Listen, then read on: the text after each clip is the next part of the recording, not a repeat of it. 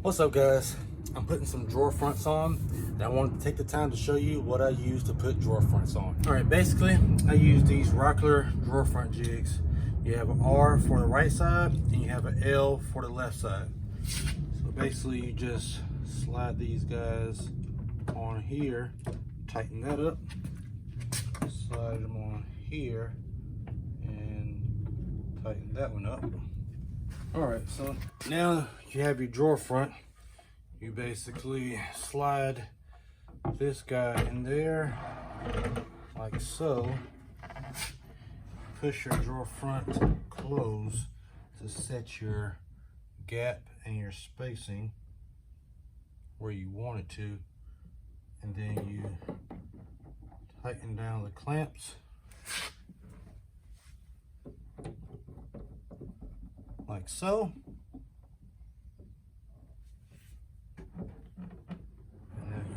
So now that we have our drawer front set and I have our gap set, now you want to adjust the sides to make sure they line up with where you want them to line up. And the way you do that is you use these knobs on the side to basically push it one way or the other. So it's one on this side and one on the other that allow you to push it.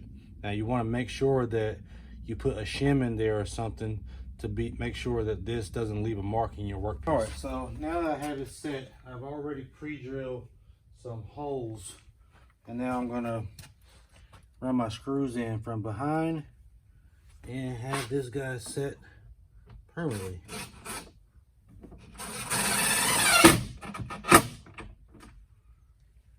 Now that we have the drawer front secured, we can take these guys off